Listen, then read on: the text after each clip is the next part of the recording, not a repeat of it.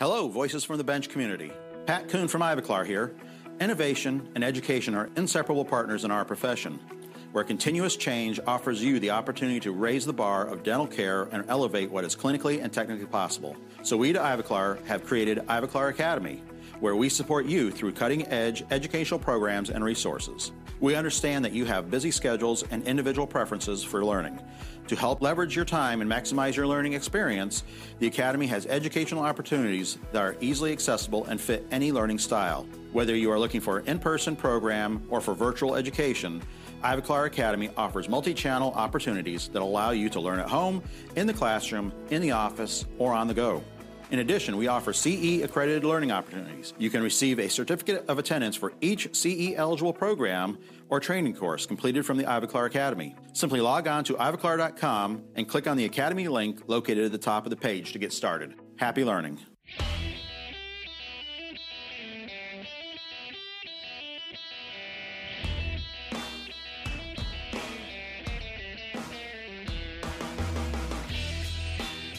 Welcome to Voices from the Bench, a dental laboratory podcast. Send us an email at info@voicesfromthebench.com and follow us on Facebook and Instagram. Greetings and welcome to episode 316 of Voices from the Bench. My name is Elvis. My name is Barbara, and my lucky number 6, so this is going to be a great episode.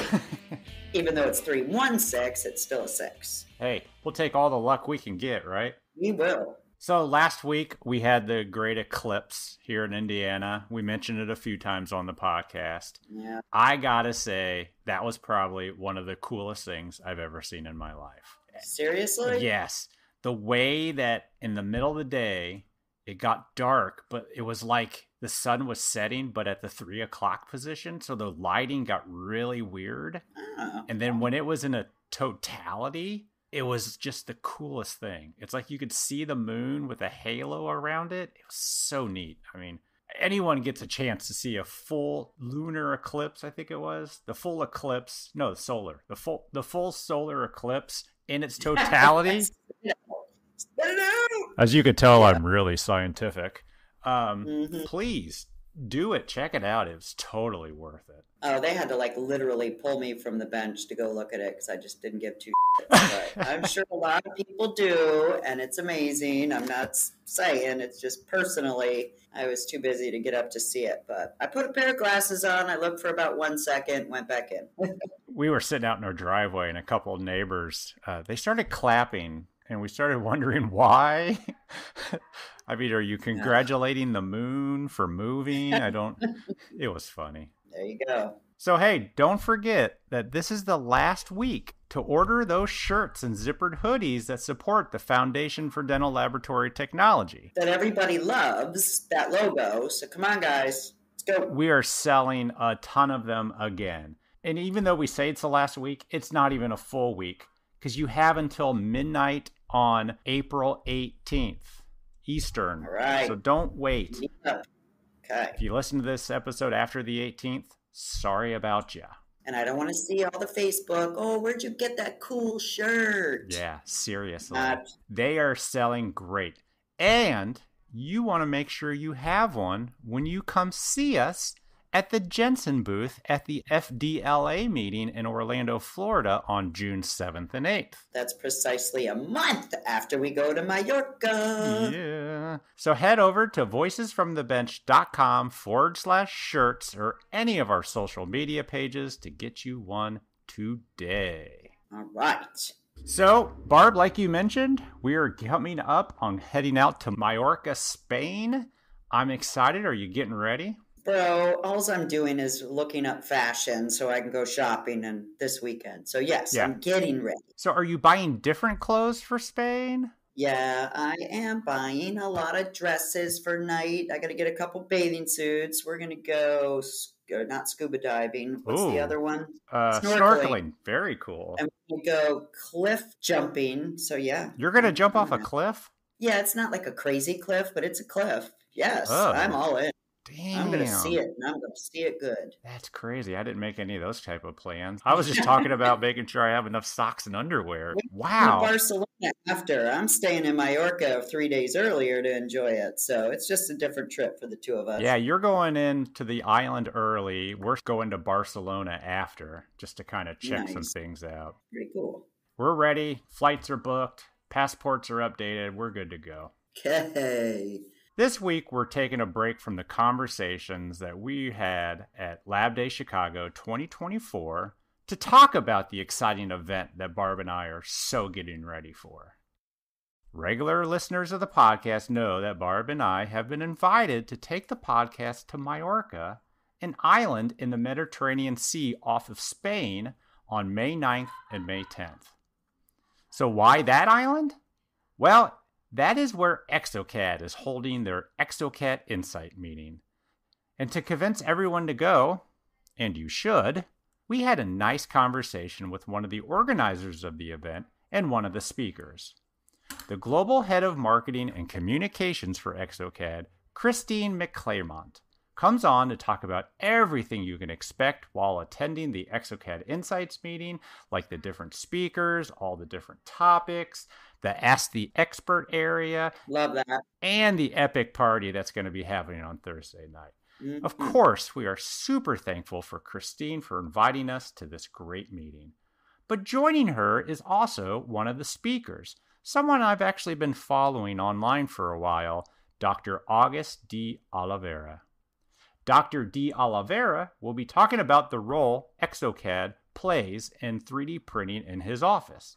He's not shy around technology at all and talks about his journey, some of the lessons that he's learned, and what he's doing now with virtual reality and augmented reality in dentistry. It's some pretty cool stuff. I say. So join us as we chat with Christine McClymont and Dr. August D. Oliveira.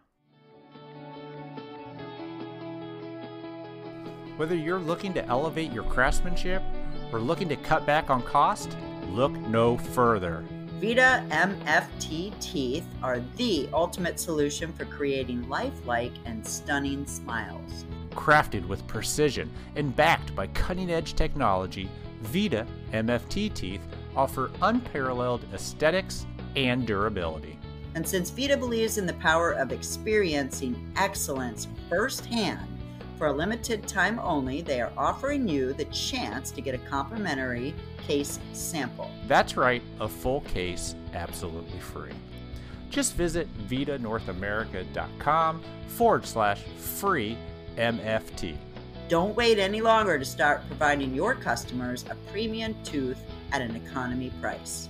Redeem your free case sample, and if you're ready to buy, Vita will even give you an extra 10% off discount by shopping online on their newly launched online store. Join the Vita family today, and we appreciate your support of the podcast.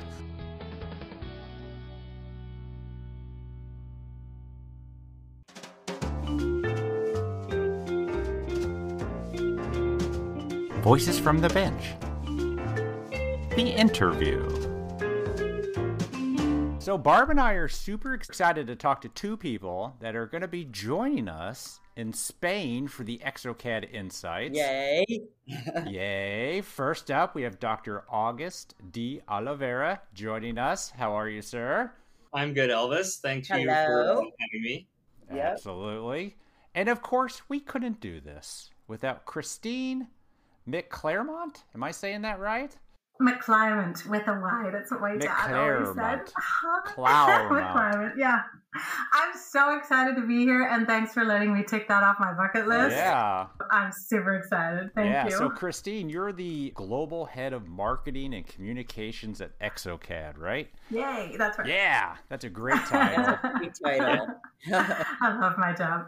Yeah, I imagine you don't have much to do, only speaking for exocad around the world.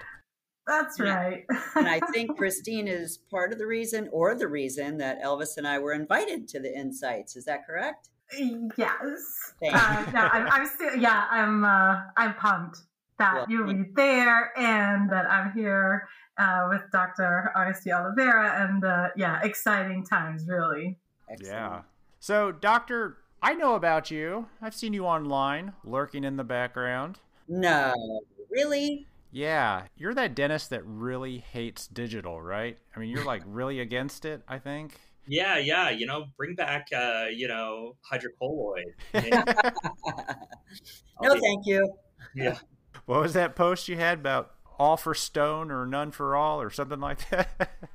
I probably posted something cheesy. My MO. Obviously, I'm joking because you're really into digital, like VR headset digital, right? I mean, I see you doing this stuff all the time. Yeah. I son of an electrical engineer, so always grew up around things with wires and keyboards. So I'm comfortable in the digital realm, if you would ask. Yeah, and you also play around in the dental laboratory space a little bit too, it seems like. Yeah, the definition of lab is lab light, I guess we could say. Definitely don't get into what you all do on a daily basis, but do some crowns, make some inlays and onlays. Yeah. Nice. So give us your history. How did you get into dentistry? What drew you to it? Because you said your dad was what, an engineer?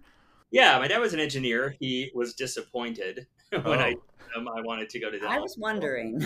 Yeah, no, my brother is a internal medicine doctor and my cousin was a dentist. And during college, I shadowed both of them for a while, did some volunteering in their practices, and dentistry just kind of was more my jam. There's a certain amount of dread associated with medicine as far as people dying, and I didn't want to deal with that. Yeah.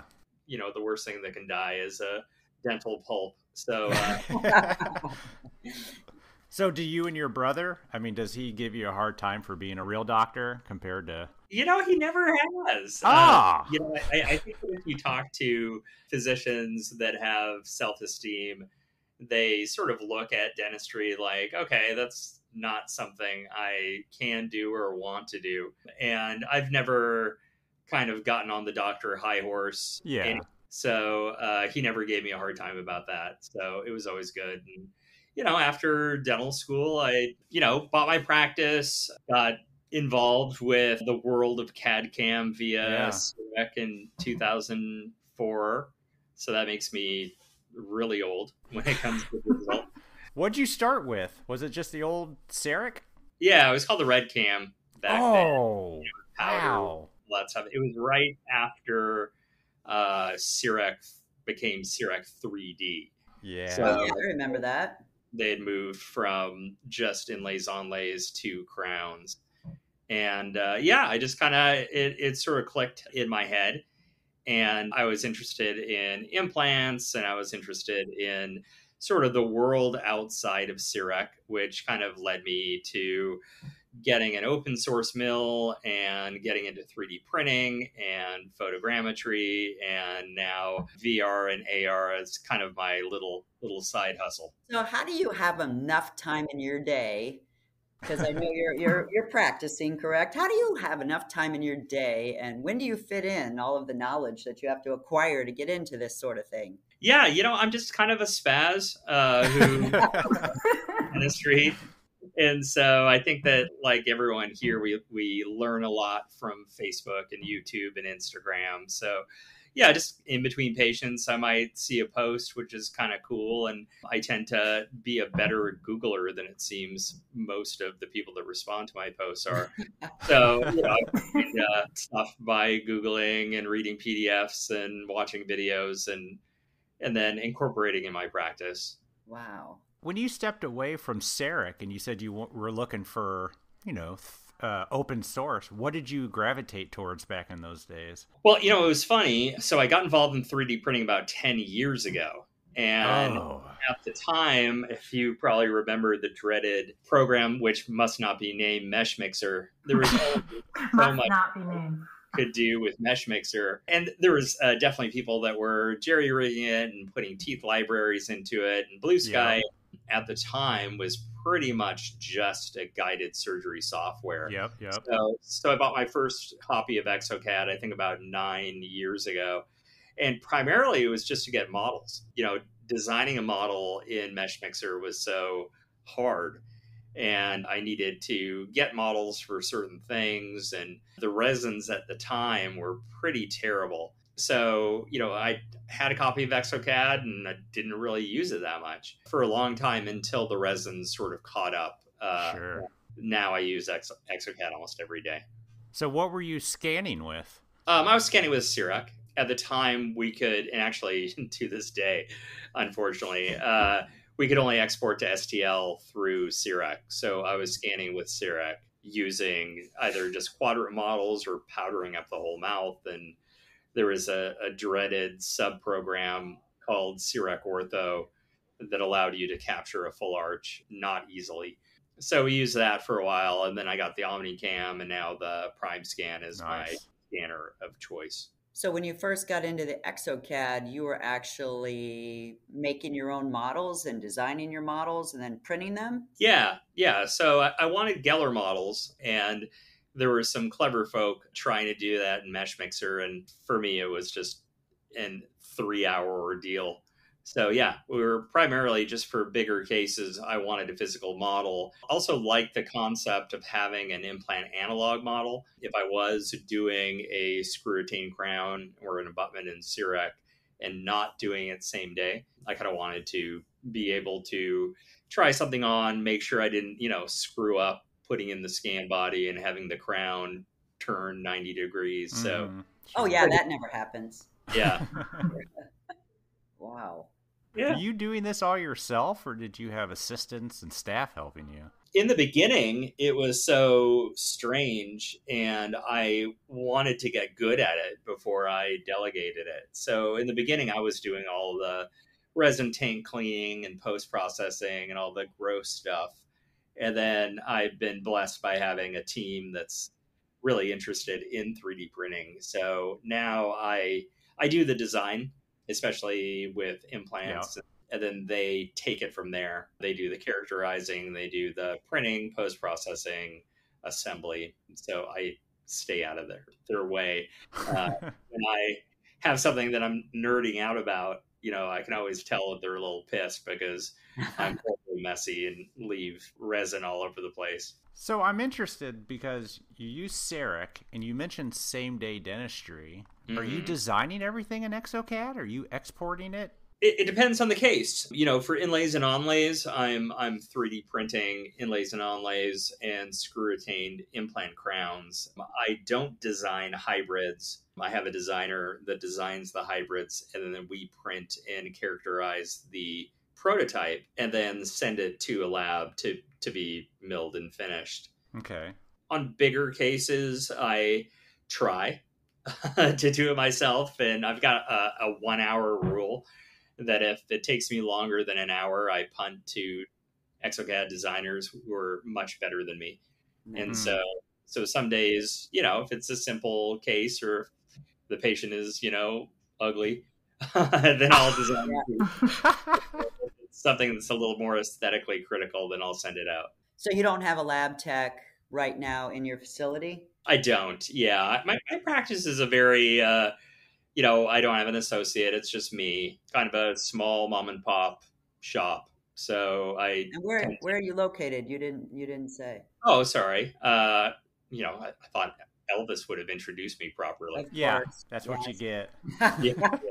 I'm in a city called Encino, which is in Los Angeles. Okay, excellent. So you send local, so you've got a lab around there that you'll send to, and they'll create the hybrids or print or do whatever you need, and then they send it back to you finished? Well, we print the prototype and we work out the occlusion, aesthetics, food packing, fit in the prototype. And then I'll send that STL that I get from my designer to a lab, and the lab will mill, sinter, stack whatever porcelain on it. Actually, I've been using, I forgot her last name. I just know her as Marina. Oh, yeah, we know her. Yeah. She's awesome. She's been doing great. Oh, Marina Caparello. Yeah. No kidding. Good choice. Yeah, she's great. Yeah, so she does all your work for your full arch? She's been doing it. Yeah. We sent her a few cases. Before I would send it to a local lab, Burbank Dental Lab, which did a great job. Yeah. Yep, I know them. I think she's a little kind of more artistic when it comes to the gingiva. Oh yeah, very. I had a really tough case with a lady who was from India that had just a kind of, I don't want to say a strange Mahari tone, but definitely something that I've never seen, and she nailed it. So Wow. it was pretty awesome. But she's in Ohio, so Yeah. you must communicate a lot with pictures and Yeah. Pictures, face scans, a lot of Facebook Messenger. Which is kind of how I roll with a lot of my cases, Elvis. You just go back and forth, and I have clients that are in Ohio, and we definitely need pictures and talk a lot and photographs and everything with the shade guide and the tooth colors and all of that. So Yeah. it's pretty awesome. But the face scanning, Barb, do you do that? No, actually, I don't. I'd like to hear more about that. What is that process like? Yeah. Can I call you Dr. D. Oliveira, or is it just Dr. Oliveira? Or you could call me August. I think we're all Well, I friends. could, but that would be rude. It dispense with the pleasantries. When I call me Doctor, it's Dr. D. Oliveira. I say Okay. it's like Da Vinci or DiCaprio. It's a Nice. There Okay, you I got go. it. Okay. I got it. All right, August. So tell us more about face scanning. Yeah. So back in the day, we had a really cool iPhone app called Bellis 3D. Oh, I remember that. Yes, I've heard of that It was too. great. It exported for $1. The teeth were kind of messed up, so it was hard to get a good scan on the teeth. And I think they found that their business model of a face scan for $1 just didn't make any money, so they went out of business. And a number of companies came to the market, and I'm sure you experienced this in the lab world. The magic number for a new device, no matter if it's a lamp or a mill, is like $28,000. Doesn't matter. Pretty much. Right. Yeah. It's going to be Yeah. $28,000. So a number of companies came to market with various face scanners that have their pluses and minuses. And I really been enjoying one called Vectra. So if you're familiar with photogrammetry in the Hollywood world, right? Yeah. The term photogrammetry, when it comes to implants, is actually kind of a mistake. It is photogrammetry, but the process of photogrammetry is really taking pictures from different angles and merging them into a single picture. Mm-hmm. Whereas intraoral scanners, desktop scanners, and some face scanners scan with a bazillion pictures and try to merge them. So the Vectra uses photogrammetry with 3 photos. And so there's a lot less distortion in the face. It's easy to take a picture. We take 2 face scans, one retracted and one smiling. Yep. And then these can be easily incorporated into exocad. Now, it's not going to be accurate enough to mount a model, but the whole basis behind at least me using a face scanner is to see how the lip drapes sort of over those anterior teeth, see how much gingiva they show, where the midline is, and, more importantly, kind of looking at the patient's profile and how the anterior teeth sort of relate to their profile. And it does all that really well. And I believe it's like $8,000. So it's a lot cheaper. And it only takes 3 pictures? Did I understand that right? It's actually a DSLR camera with a special lens attached to it. So Interesting. literally a camera. You take 3, it guides you through kind of a wizard. It's kind of funny. It's actually initially invented for plastic surgeons to show before and after. And some of that involves breast augmentation. So it's kind of funny to see a little boob icon on the side, which, is frowned upon, taking pictures of those in dentistry. So I stick about the chin. There you go. Yeah. Well, so you pull that up, and you design the case around the photo, or you can put the design into the mouth with the photo. Yeah, well, we use Smile Creator in exocad with the traditional 2D photos. Okay. And then as soon as I get to like the tooth placement step in exocad, then I incorporate that. I go into expert mode, tools, add, remove mesh, add the 2 face scans, and use 3-point matching to match them to my model. And so not only do I have the Smile Creator window, but I also have the face scan there, and I can turn it off and on during my design. And, I'm constantly rotating the face scan and looking at the patient from different angles. Mm-hmm. And I've really caught a lot of problems that I would have gone through and printed and embarrassed myself in front of the patient with the face scan that I don't think I would have caught just on the model. Yeah, you specifically mentioned the profile. Yeah. So when you're looking at that with a design, like, what does that tell you if they're like almost like too far out facially, if they're going to push the lip out, if they're too long? Yeah, I mean, my problem, and I think that it's a common problem in design, is when you're dealing with the anterior teeth, there's a tendency to procline the upper teeth just to kind of like get away from the lower teeth banging into them.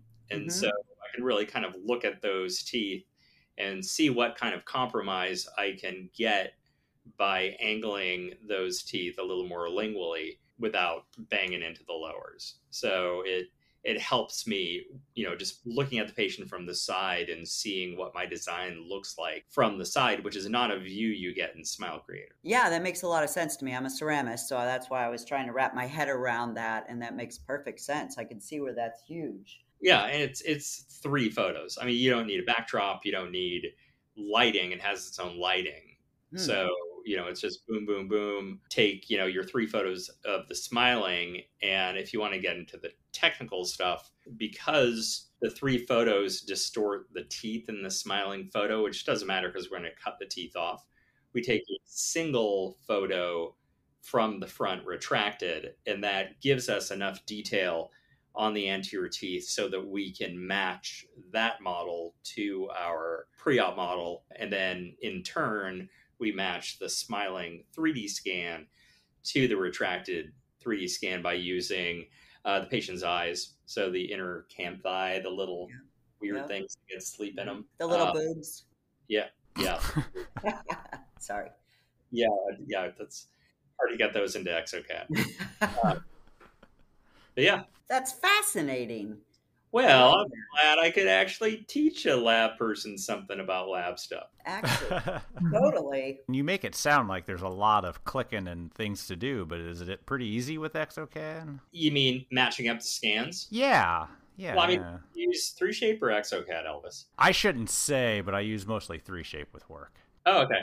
But I mean, you've brought models in. Sure. And match them. So it's the same process. You're just, picking at least 3 or 4 points. I usually do like 12. And match the initial retracted 3D scan. Yep. And then visualize it. And then once that's in, the second scan comes in with 3 or 4 points. So it's pretty easy. And as Marina works on it, she can shoot back the design before you give it a thumbs up, or? Oh, absolutely. Yeah. We go back and forth with the design. If she's milling something that's already been designed, then obviously there's no design. Sure. It just shows me pictures of the characterization. Yeah. It's a lot of fun, guys. Hey, Christine, I don't mean to stop Doctor, but how are you? And let's include you here. What's happening? Yeah, no, and a lot of what Dr. De Oliveira said, I can really just mirror. So, and Elvis, you can still come too. We welcome all. No, so definitely on the Smile Creator, I think for many doctors, and I think actually, if I can quote you, Dr. De Oliveira, you once said, dentists don't necessarily want to be a MacGyver.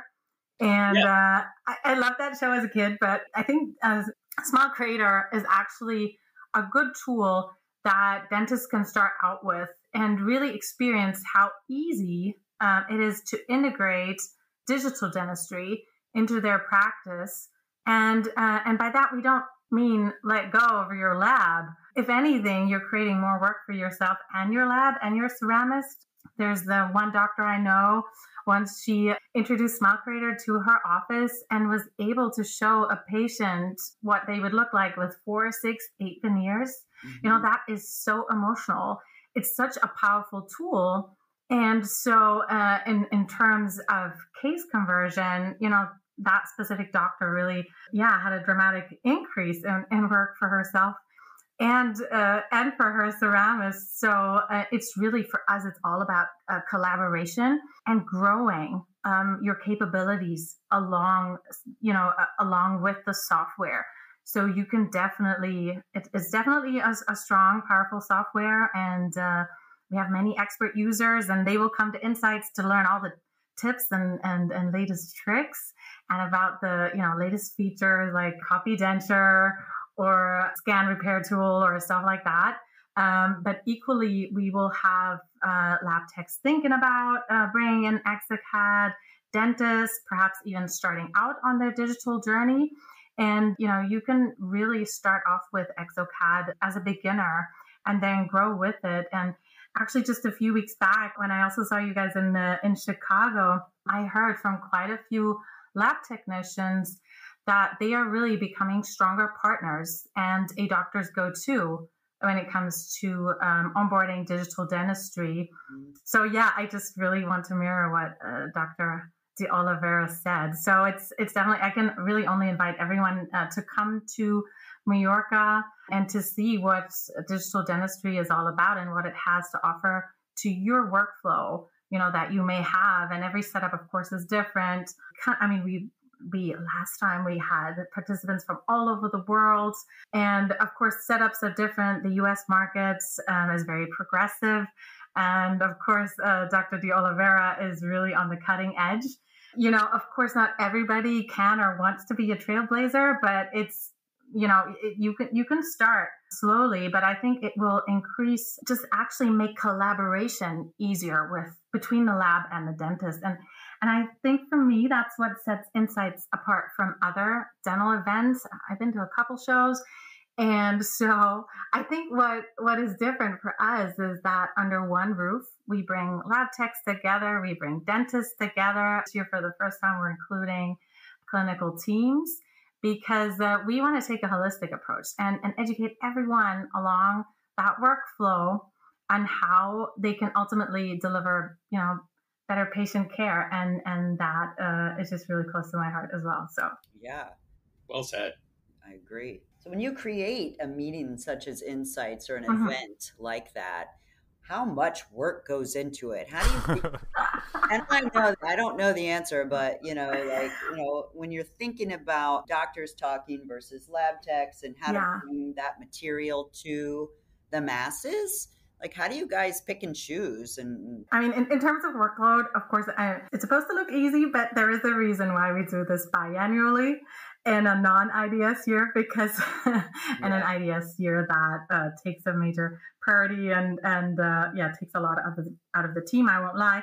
But also we want to use, I will call them the gap years in between, because we want to provide a space for the industry to meet and talk about innovations in those years, and also for the 50 plus material and equipment manufacturers to come and show what they have in store, and for everyone in the industry to try this out. And so it's really, for us, collaboration is key, and we want to show how dentists and labs can work together better, how labs can stay relevant. And I know this is always a big topic on your podcast, and again, I'm a big fan. So for us, that's really important. And when we, of course, see, and I've known Dr. De Oliveira for many years now, and of course we follow what he does. So we want to show the cutting edge. We want to show and have speakers there that really push the boundaries of digital dentistry and also of our software.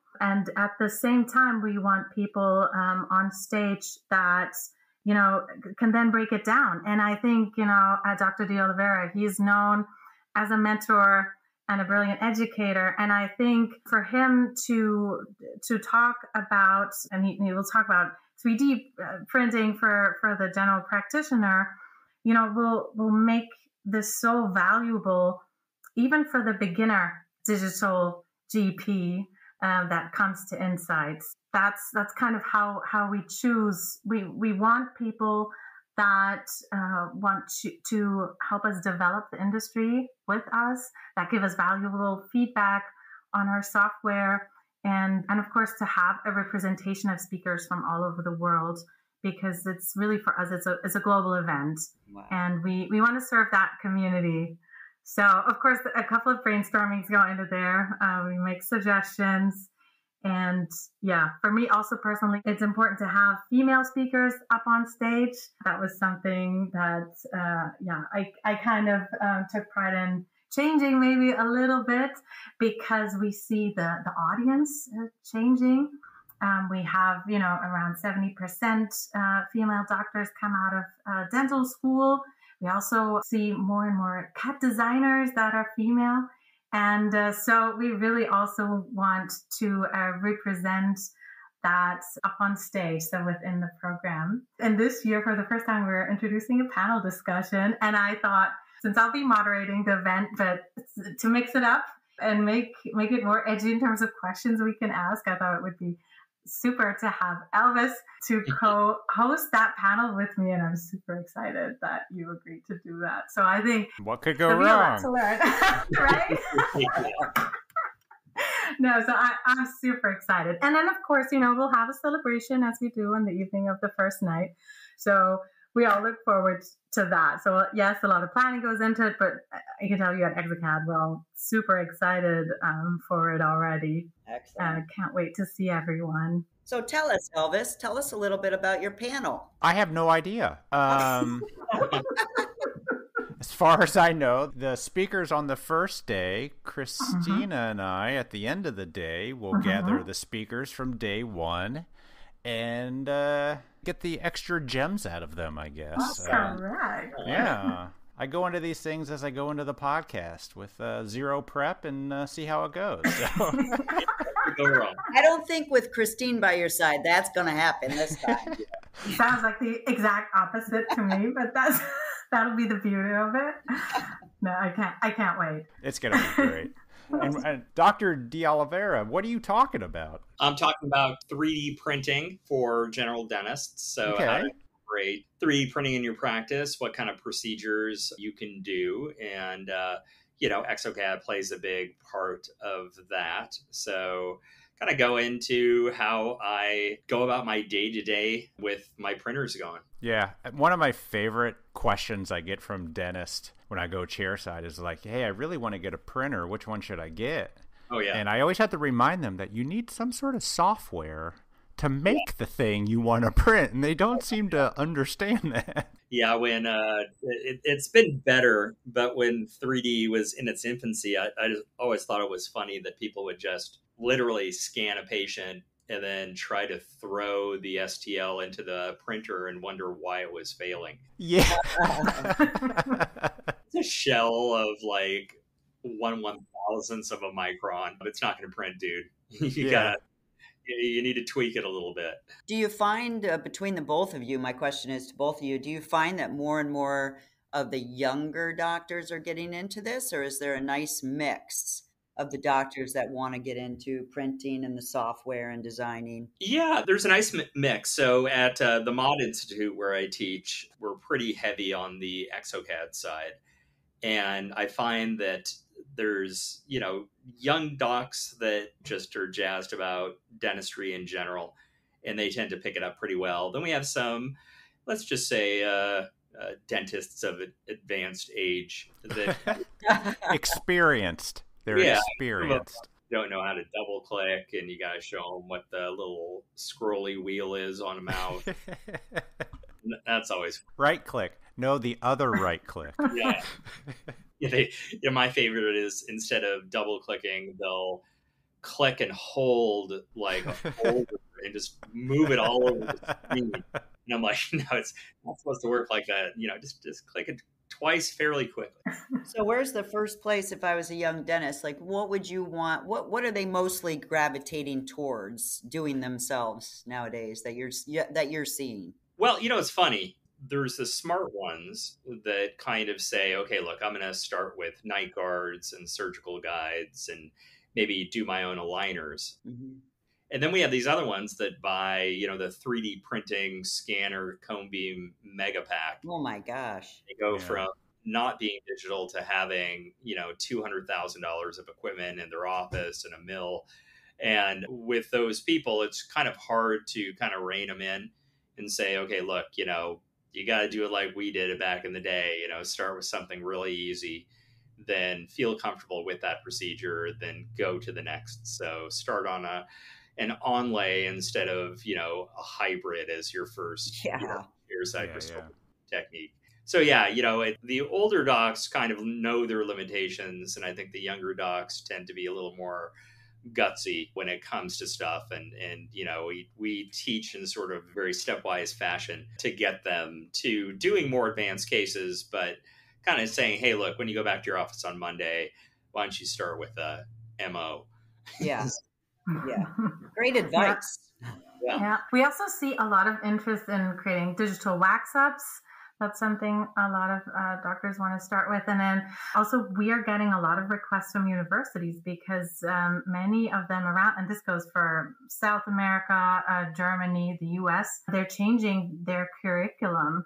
And oftentimes the professors there, they need a little bit of support in onboarding exocad into their learning. And then we go in and support and help them build out their goals for the new generation of dentists. And I find that personally very exciting to be part of that, because it's a whole different way of learning for that generation, obviously, if you get to practice at university.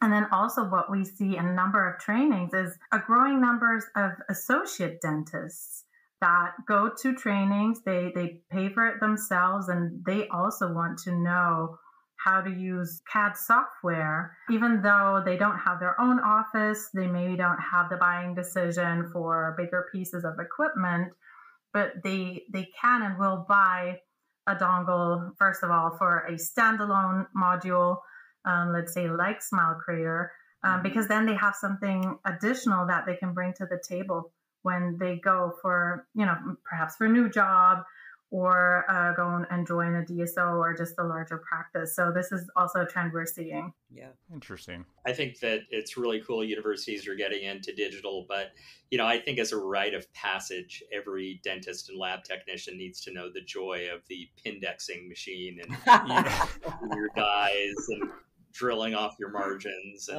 you got to burn yourself sometime. Yeah.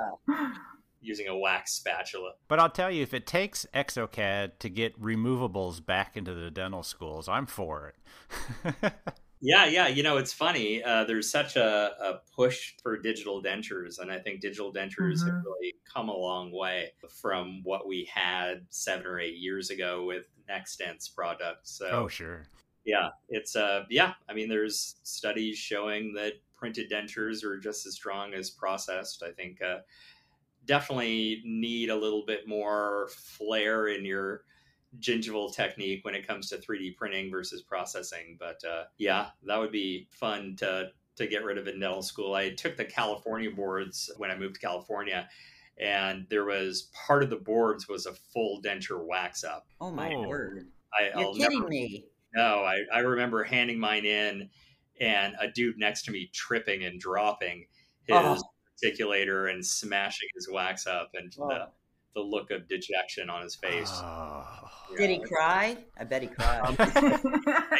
I think that he was holding back tears. He wasn't actually bawling, but I would be bawling because I'm a little more of a fancy guy than. Are you doing any digital dentures in your practice? Not really, to be honest with you. I practice in a kind of a fairly wealthy area. Okay, sure. So the number of arches I do per year is I can count on half a hand. Yeah. So I don't do a lot of digital dentures, but we do some immediates if we're going to be taking a patient into a hybrid and we want something to back us up. Yeah, because Christina, exocad, they do digital dentures, right? I mean, yes. That's relatively new, isn't it? It is. Yeah, you can now design Ivoclar dentures, which those pucks are just really cool. Of course, they come at us as they're probably more like the higher end, right? And to Dr. Oliveira's point, what I find so exciting about digital dentures is that you can also make them more affordable. In perhaps in regions where there's limited dental care, and we actually had we're in connection with a charity that we're providing dentures in southern USA. With digital dentures, it makes it so easy, for example, with a new feature that we have to replace an existing denture if it breaks. Right? Yeah. So it's, you can copy an existing denture, create a new one on the basis of the previous one. And also the treatment of edentulous patients is just, treatment options are getting better, treatment planning, because that can be very difficult. So yeah, even though not everyone is doing digital dentures, it's definitely a very exciting topic. And I think we will see a lot of growth here. There's definitely a lot of talk about it. Absolutely. It's only going to get better. Yeah. So Dr. Oliveira, what are you doing with VR and AR? What is that all about? Yeah, so during COVID, in the People's Republic of California where I practice, they pretty much shut us down for a solid 2 months or so. Yeah. Yes, they did. I had a lot of time on my hands, and it's kind of funny, actually, if I could wax philosophical for a moment. A lot of people say, well, I'm not a dentist. I am August, the person. And I think what I realized was I am August, the dentist. And if I can't do dentistry, then I'm kind of feel worthless. So I was looking for stuff to do. I tried to refinish my outdoor furniture, and that was like a disaster. Yeah. So I just thought to myself, what am I interested in? What am I good at outside of dentistry? And there wasn't many things that came to mind. But I was good with computers, and I always kind of wanted to learn how to code. So I took a night class on VR and AR coding. And I had 2 projects. My kind of one closest to my heart is using augmented reality to superimpose a DICOM format, a cone beam, basically onto the patient's face. So we have guided implant navigation systems like XNav. Yep. And this would be, rather than looking at a screen, you would be actually looking at a patient, seeing the adjacent teeth roots, seeing the nerve, seeing the sinus, seeing where the bone is, actually superimposed on the patient as you're working on it, and being able to track your drill. But wearing the big eye goggle thing. You would have to wear the big goggle thing. Yeah. So, a lot of people are familiar with the MetaQuest, and then I just got the Vision Pro. Those are fairly large devices. Yeah. And so they'll say they're AR, but they're not AR. They're what's called mixed reality or VR. Mm-hmm. Augmented reality glasses are much smaller. And so they look a little bit more like, kind of weird steampunk glasses. But they're lighter on your face than like the Vision Pro is. It feels like, a kettlebell on your face. Yeah.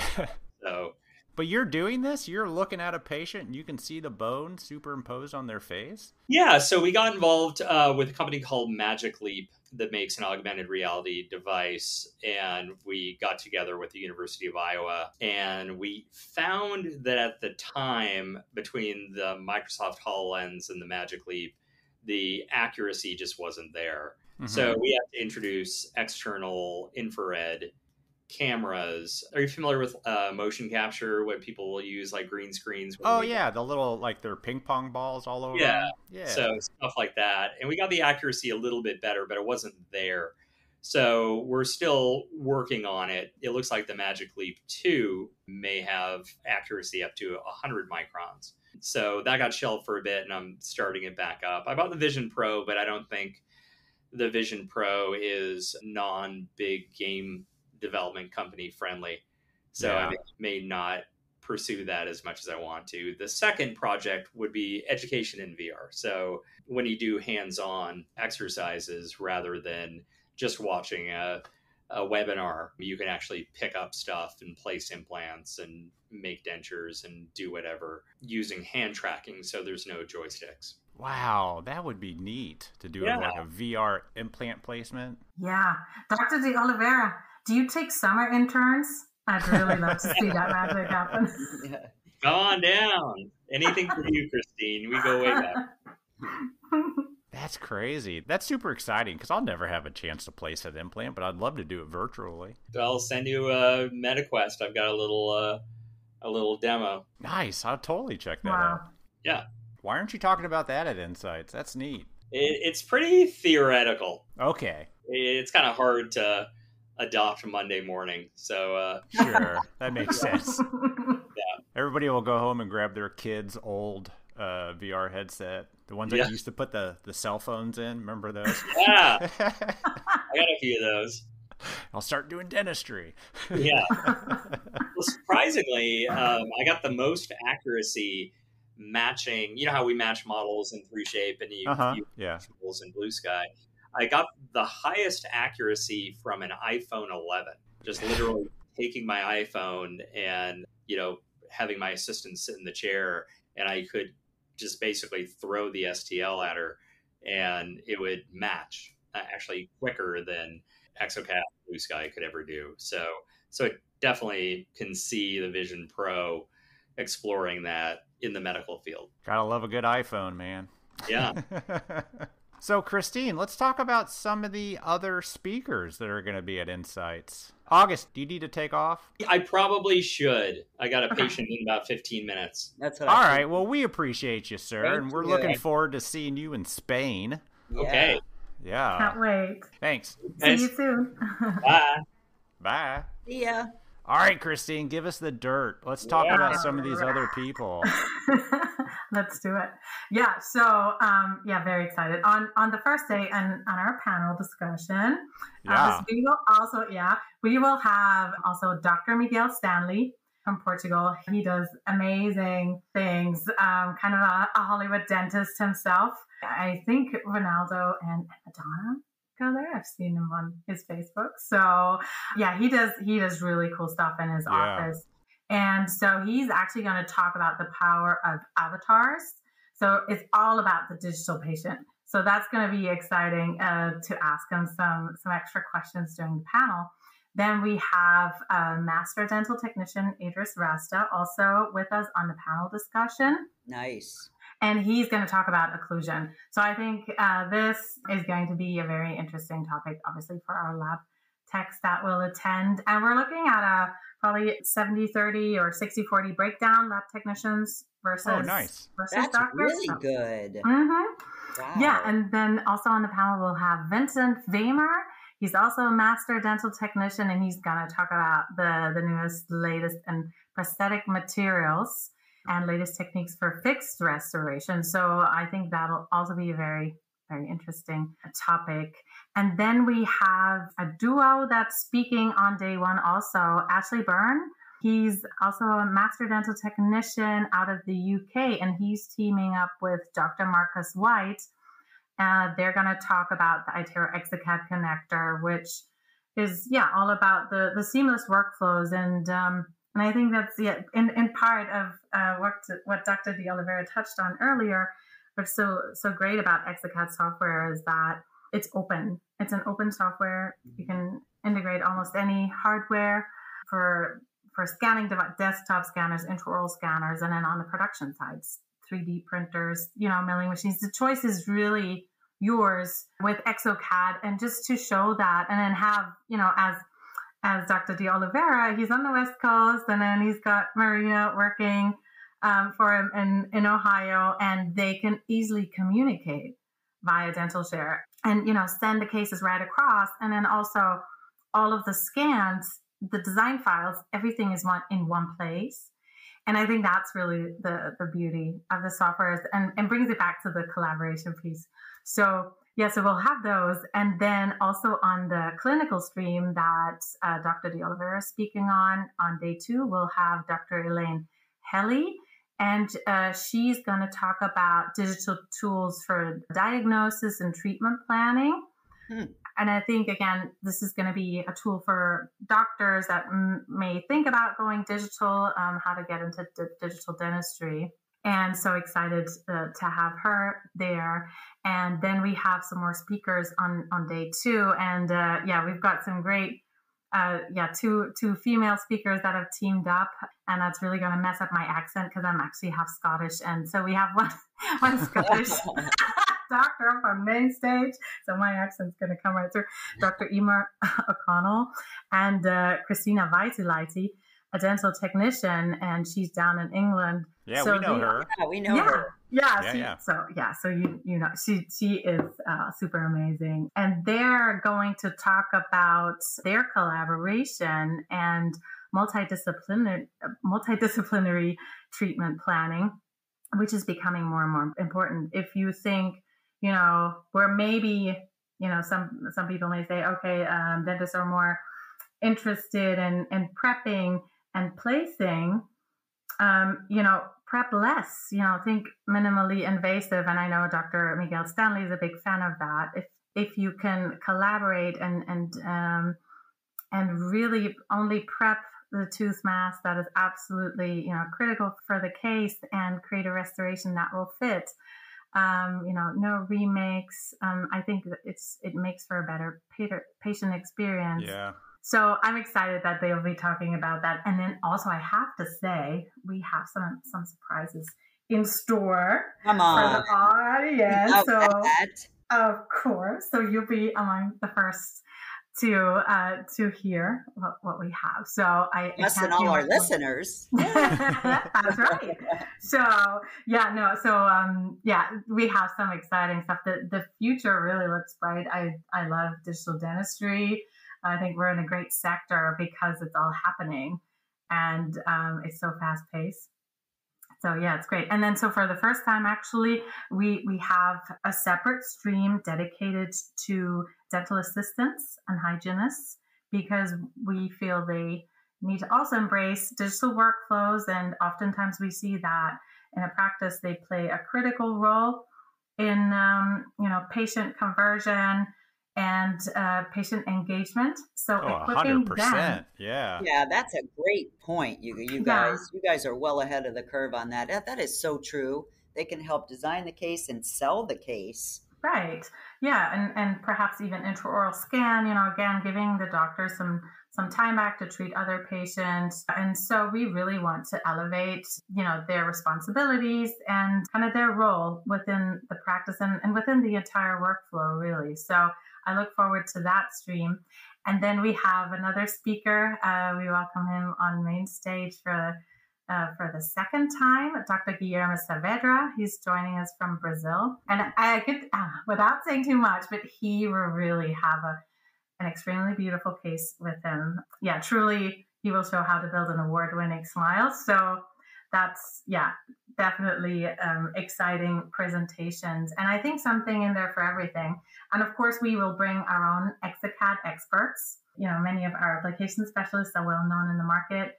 They will tell everyone about the latest and greatest in our software.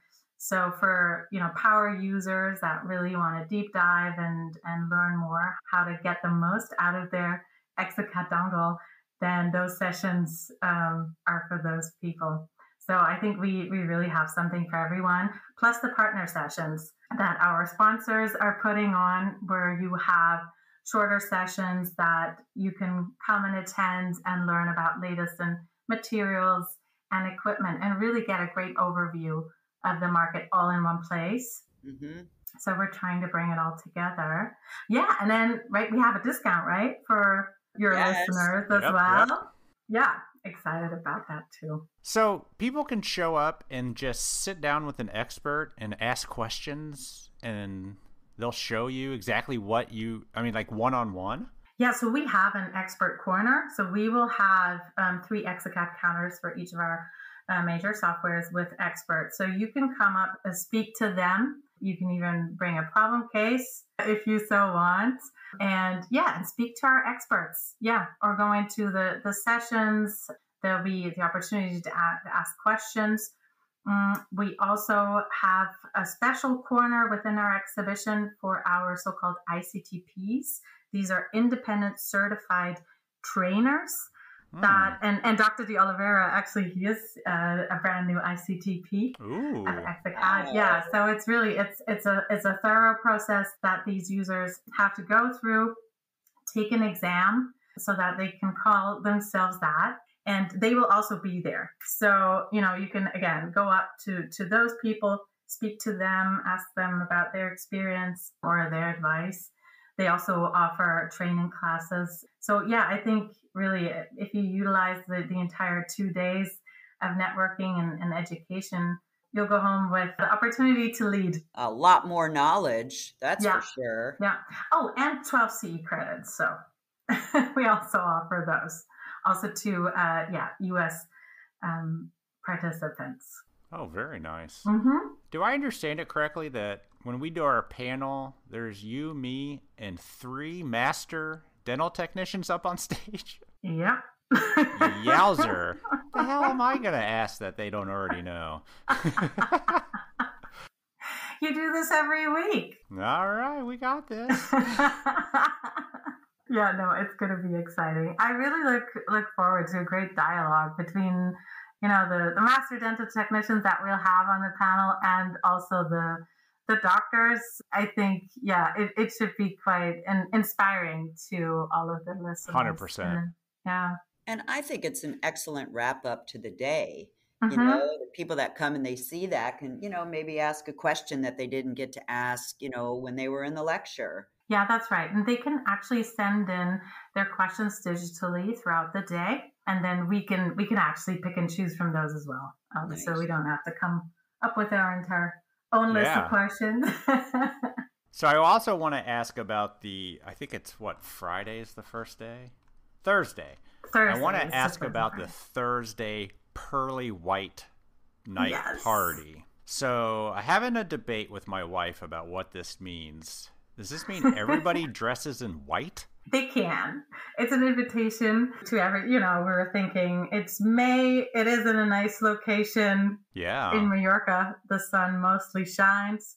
So why not, wear your flowing whites, shirts, dresses. You don't have to. It's not a theme party, but actually for people that come without white clothing and would like to wear their whites, we'll be launching a new charity t-shirt that will be for sale. And this year it's going to be a white t-shirt. So I could say that much already. That's brilliant. The design. Yeah. I love it. So if I wore the all white Elvis jumpsuit, would I fit in or not fit in? Absolutely. I have my white dress already, so we'll be good. Somehow I can totally see you doing that, Elvis. I know, but I don't think she'll let me. Yeah. Thank you. I'll be disappointed if you don't. Yeah, no. And there'll be dinner and dancing and music and just the opportunity to network, meet old friends, make new ones within the industry. It's just a great, relaxed way of meeting with everyone after a long day of education and preparing for day 2. So it's usually a lot of fun. Yeah. I've been to an all-white party and they are a lot of fun, and I love how you've themed it. Totally see Elvis wearing his suit though. Can't wait. Yeah, and then also we should totally call out that you both will be recording live on the show floor, right? Yes, absolutely. Yeah. So excited. Yeah. Barb and I are to be able to talk to people that we probably won't get a chance to ever again because we're in this whole other part of the world. I mean, it's so exciting. And by the way, Marina is actually also coming. She's registered for the I know. She and I talked about it on Facebook that she was coming. So I said, I can't wait to see you in person. Yeah, so it's nice. Well, we can only wrap this up by saying May 9th to the 10th in Mallorca, Spain. I think I'm saying that right? Yes, you are. Yep. An island off of Spain. Don't I need to say more? exocad.com/insights 2024. Be there or be square, y'all. See you soon. Excellent. And Christina, thank you so much for this opportunity. Thanks for coming on the podcast. And as Barb likes to remind us, I guess we'll see you in about 2 months. Yeah. Can't wait. Thank you so much for having me. We appreciate it. Thank you. See you soon. Bye. A huge thanks to Dr. Oliveira and Christine for coming on our podcast and getting us super hyped up for the exocad Insights 2024 meeting happening in less than a month, May 9th and May 10th. Guys, there's still time to book some flights and get registered. Come on, you're dental technicians. This is awesome. You love doing things last minute, that's for sure. And what better thing to do last minute than heading to an island off of Spain and hanging out with other exocad-loving dental nerds? So head over to exocad.com/insights2024, get registered, and use the code VFTB15 to save 15%. We cannot wait to see all of the amazing speakers lined up. And don't forget, Mr. Elvis will be on stage with some of them at the end of the first day.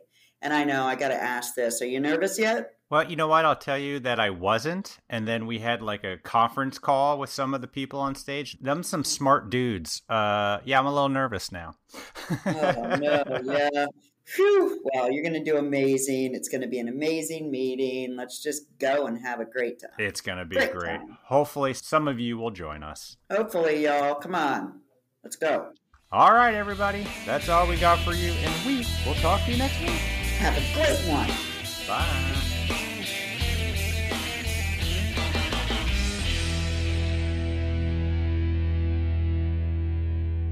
I got to go glaze that bridge.